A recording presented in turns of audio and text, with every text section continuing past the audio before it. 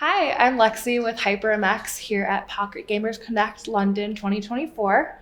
I'm joined here by Ignacio Ortiz. He's from X3M. Welcome and thank you for sitting down with us today. Thanks for having me. Yeah, so let's get started by just having you introduce yourself and tell us a little about your journey in the gaming space. Sure. So I'm Ignacio Ortiz. I have a strange journey. I'm a lawyer by training, so I've come to gaming after a legal stint. I worked on a trading desk in New York for 6 years, so completely different. And then I joined gaming, which was gladly. I wanted to go into that for some time. Initially within looking at investments and more finance, then I went into the UA side. I was working as a CMO for a gaming company for a few years. And increasingly I started working with, as CMO, of course, I was doing UA, I was looking at ads. And I became increasingly interested in how the ad tech ecosystem works. And that's what led me ultimately to spin off from HyprChats, which is where I was CMO, and launch X3M, which is ad tech focused. Right. So like you mentioned, spinning from HyprChats, X3M is fairly new. Can you explain a little bit more about what X3M does, types of products and services that you offer? Yeah. So, what we realized with my today partners was that we'd always had some questions about how mediation was run in general, and we'd always spent some time trying to understand that because, of course, it had a big impact on our business. And then we started realizing that several of the big studios, and I'm talking Outfit 7, Rovio, Zynga, like Playtika, all these big guys, they were either building or acquiring mediation platforms and kind of owning their own ad tech. And of course, there's a reason why they do that. So we understood the reasons. And ultimately decided that we were to build our own in-house mediation as well. We did that for HyprChats, but of course, not every company can or likely should build their own mediation. And so ultimately we said, well, there's a huge market that is unsatisfied right now and that needs a different approach.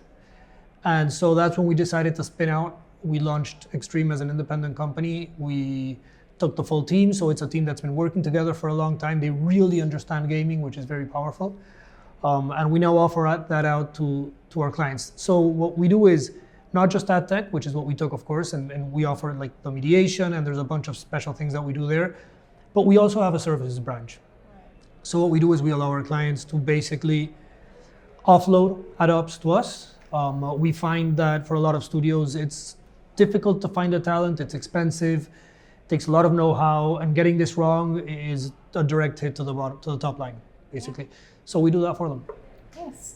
And how these first few years been, and what is your mediation service? How does it differentiate from some of the other mediators in the space? It's been good. We're actually coming up on the first year anniversary. Really? So this is just like in March. Not years, exactly. We are literally just getting started.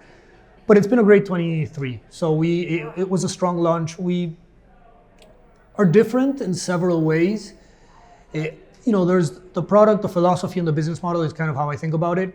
Product-wise, when as a studio you build a mediation, there's a ton of things that you build into the product that you want, which is not necessarily in the interest of maybe mediation providers per se.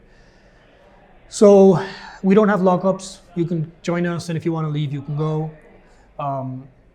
We give you full access to all the data, so we just dump your data into an S3 bucket, and it is all yours. You can audit that, you can understand how it works. Then we run meta mediation, so we run mediation side by side within the same application. We let you strike up direct deals with either brands or other publishers. We call that the TPE, the Transparent Publisher Exchange. So there's all these things on the product side. Philosophically, one of the big differences I find is we don't own a demand partner, so we don't buy into our own inventory. Yeah. And that's huge because that means that we can't, even if we wanted to, we can't affect the results. So essentially, you will always get the best price, and we can't really do anything to affect price other than bring in the right partners and make sure that your inventory goes to the best place. So we spend a lot of time focusing on making that happen. And then finally, this is going to sound something strange to say in what could be seen as a sales video, but we actually charge. Large incumbent providers are supposedly free. We think that when studios spend 30 seconds thinking about this, they understand why it's actually better for us to charge. Mm-hmm. We think like running a mediation platform has costs associated, of course. So anyone that runs a mediation platform will recoup those costs and ideally make a margin. I think that's just the way business works. Yeah. So when something's for free, it's just that you don't really understand the business model. We think it's best for our clients to understand exactly how much money we make and how. So we tell them, and that's what we charge. It's a fairly low fee, and our clients understand, accept, and willingly pay. And I think, they pay for everything else. They pay for analytics and attribution and whatever it may be, so they pay for this as well. It makes sense. I think clients appreciate the transparency, I'm sure. Yeah. So it's without a doubt that our industry is moving more and more towards bidding. What's your take on bidding, and do you think that the traditional waterfall is going away anytime soon? We've been fairly vocal in saying that we don't think bidding is necessarily in the best interest of studios.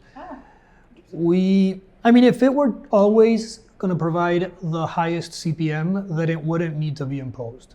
Like I don't know any studio that doesn't want to get more money. Right.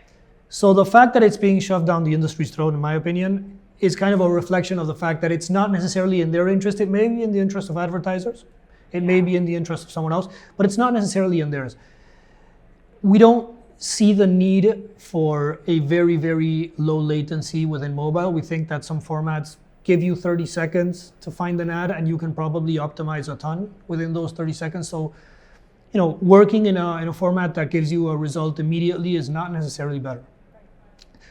But that said, it is coming, and we are fully aware of the fact that it's coming. So, of course, we're working a lot to find as many windows of optimization as we can, such that we can still deliver a better performance to our clients.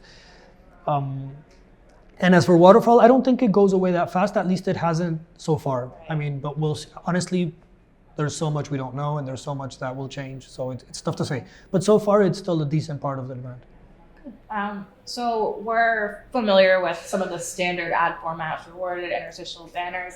Is there any new ad formats that you've seen or been excited about? Anything that you've tested out recently and have seen results for yet? Yeah, there's not really many results I can share, but we're definitely looking at the new formats. I think native is extremely interesting. Audio is something that we're curious and we're looking at. I have a few meetings here. Mm-hmm. I don't have any results to share. It's definitely, most likely going to continue growing. Native, I think, is also a technical challenge to us. Okay. For audio, do you think it's more of like rewarded audio, or have you seen like banner audio, things like that? I'm definitely not an expert in the space. Yeah. I would think it ties nicely into rewarded more than banner, but honestly, I'll let the experts. A lot more testing to go on this year, for sure. So do you have any predictions for ad monetization in mobile gaming for this year? Yes, and unfortunately, I don't think that it's great. I think, and I'm sure most people are assuming the same. Bidding is still in transition, so it's still happening. And as I said, I do think it will ultimately hurt CPMs. There's also the privacy issues, so the introduction of CMP, the privacy sandbox eventually. So all these things, whether they hurt CPMs or they don't, they definitely create uncertainty. So that's a big challenge to Admon. I think some networks will continue to grow. I think Moloco's done a great job, and most likely they continue to grow in relevance. So we'll be mindful of that. And then the new formats, I think, are going to be interesting to watch. Definitely. And my last question for you is, what can we expect from X3M in 2024? Well, definitely growth. That's on our agenda. Coming up on the first year, we're definitely focused on getting the word out. I don't think many people know of us and our story, and the more clients we get, the easier it becomes, because people start talking about the service that we deliver. It's unusual for a company to have 10 years experience with Admon, and suddenly that team is available for everyone. So, we're spending a lot of time traveling, coming to the UK in sunny London. So definitely that, a lot of growth, and of course product features. Like I said, I think the move to bidding poses a challenge to the industry, and with the studio mindset, we think we will be able to find those windows of opportunity. There's a bunch of things that we're testing which are extremely interesting. So on the product side, I think that we will be able to deliver some really interesting new features. Nice. Well, that sounds exciting. I'm looking forward to seeing your growth in 2024. And thank you again so much for sitting down with us today. Thank you so much. Thanks so much for spending the time.